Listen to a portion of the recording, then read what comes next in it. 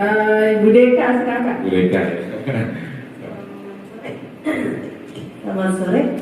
Ini yang mau tanya ada dari saya, ada dari Yosi sebentar lagi. Boleh dua ya? Dua pertanyaan juga.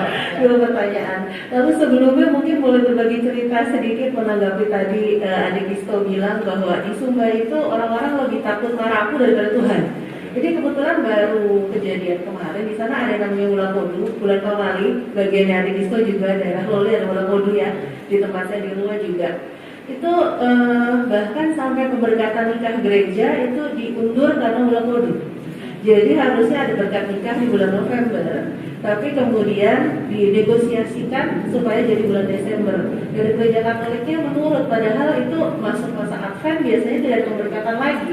Tapi mereka lebih takut melanggar bulan Pamali daripada melanggar aturan gereja Katolik untuk tidak pemberkatan di Advent.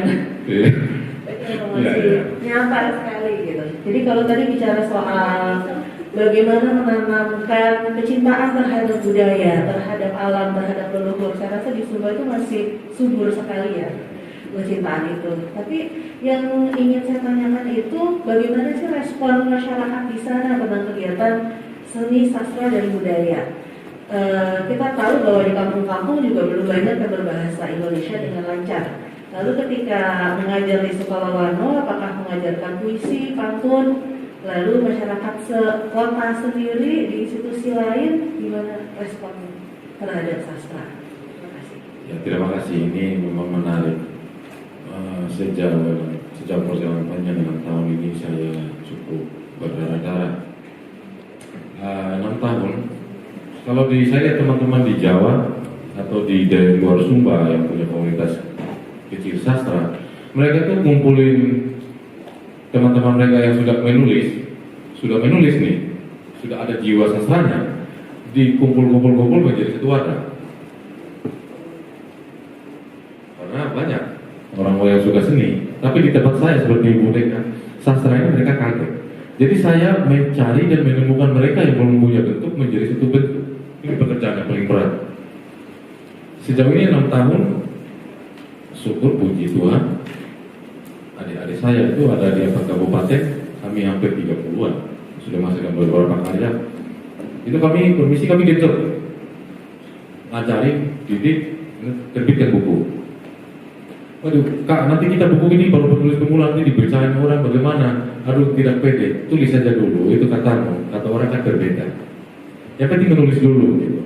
Akhirnya kami 30, tetapi respon secara umum, sejauh ini saya dibilang gila sama adik-adik saya.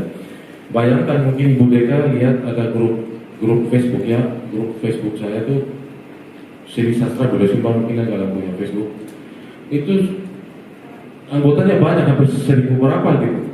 Tapi ketika kami menulis puisi dan atau karya buang itu, yang like pun tidak sampai 5. Karena bagi mereka itu pekerjaan anak SD. Ini beban kami dan tanggung jawab kami, bagaimana kami tidak lagi mau membentuk yang sudah lama orang-orang tua, kami mau yang generasi muda bentuk dari dasar. Masuki memang spiritual sastranya dalam jiwa. Nanti kalau ke depan begitu datang ke Jawa ada teman-teman yang banyak, wah pede dia. Gitu. Jadi tanamkan fondasinya. Begitu. Memang itu kendala. Dari segi pemerintah kurang dukungan. Sebenarnya ada dana-dana pendidikan seperti itu, tapi kami sejauh ini mandiri sama istri saya mandiri, sisihkan sedikit penghasilan gaji kami untuk kegiatan-kegiatan. Bahkan kesini pun begitu. Orang bilang gila, ya saya masih waras. Justru yang waras malah dibilang gila ya, luar biasa sekali. Tidak gitu kan? Dari sesama seniman. Yes, untuk menanya. Selamat sore, nama saya Yosi. Saya alumni FSUI sekarang FIB ya. Saya mau tanya sedikit nih kan mengenai khususnya tulis menulis dan lebih khusus lagi mengenai Gurindam. Ceritanya kan ya saya lihat Indonesia ada bahasa nomor 1 dan setiap suku bangsa punya bahasa sendiri dan ada subnya segala macam harus dibuat. Di sisi lain ada beberapa bahasa yang mulai punah karena nggak ada penggunanya.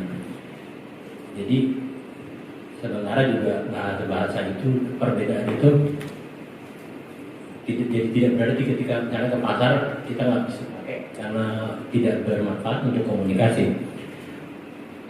Nah, jadi kayak keragaman ini bisa dilihat sebagai anugerah maupun kutukan ya.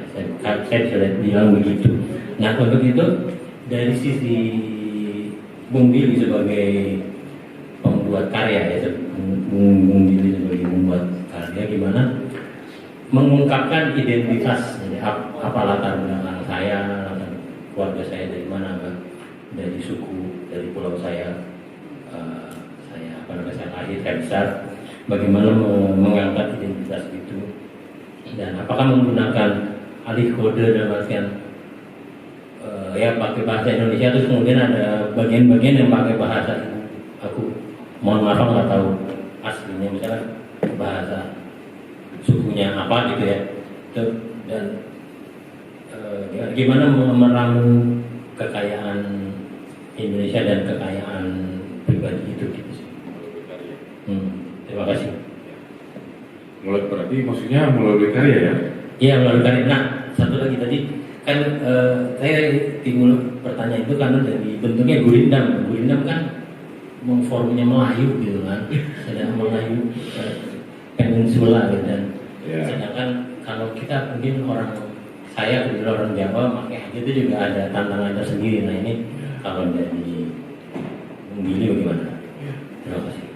Ya kebetulan kami ini si-Asian karena ini menulis gurindam, jadi pelatihan 3 bulan, terus karena juga baru pertama, jadi masing-masing kami itu satu karya.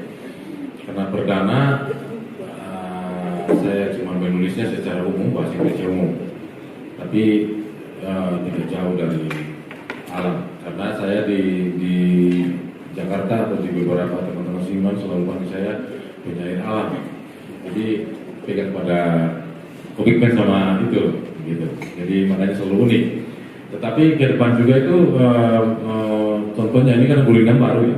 Saya coba ambil contoh karya puisi saya, bagaimana mengangkat budaya ya dalam karya. Ada puisi-puisi saya tuh kalau di YouTube dibacakan oleh almarhum penyair dari Medan ya, sudah almarhum, itu rintihan tanah kemarau. Saya teriakan tentang kekeringan di Sumba. Ini tanah subur tapi kering. Di situ pada saya mengibaratkan diri saya seperti tanah yang air adalah jiwaku. Pada bait-bait yang terakhir itu saya selipkan bahasa syair. Itu kalau saya baca waktu itu di Taman Ismail Marzuki, saya sudah siapkan tempat siri Pinang itu, siri sama Pinang ada berasnya. Saya minta berasnya di warung-warung itu, buat apa mas? Jadi ketika saya panggung itu, ketika masuk di syair itu, kalau di Sumba saya nggak berani, karena di Jawa. Kalau di Sumba saya nggak berani, itu sakral. Karena di Jakarta ya cuma satu leluhur yang ikut, tidak banyak leluhur gitu. Saya ngambil, dia marah aku dia waktu saya melempar beras, itu ngeri. Bahwa jiwaku adalah jiwamu kalau di Indonesia, tapi dalam bahasa saya itu orang-orang teman-teman saya dari beberapa suku di daerah yang hadir tercengang. Asrizal Ngepor ini orang Melayu tercengang, bingung. Saya sampai selesaikan saya itu bahwa dia marah aku dia waktu itu. Berarti saya pasrah pada diri bahwa tanah dan air saya ini kering, kerontang, mati kekeringan, tidak ada lagi tanda-tanda kehidupan, tapi pakai bahasa daerah. Terakhir saya tutup dengan Wina Ama tanah Sumba. Jadi ibu bapak tanah Sumba, merugi koko beriman, ya saya lapar dan dahaga, kemarau jiwa. Jadi terakhir itu dengan saya tutup dengan puisi ke Indonesianya, saya tutup bahwa kemarahan saya lupa. Hutan ini hancur. Saya marah bahwa saya sampai minta kekuatan petir ya, kekuatan alam. Hei halilintar angkasa, tunjukkan murkamu pada matahari. Matahari. Ini mungkin matahari kalau dalam bahasa puisi bisa ada gambaran ya. Jadi saya punya petir. Jadi yang nanti adik-adik kalau nulis puisi jangan takut bermain di hujan, jangan takut sama petir loh, itu sahabat, teman. Itu kira-kira gambarannya. Jadi ada syair-syair, saya selalu selipkan syair-syair Sumba, karena itu lebih menambah kesana, karena itu lebih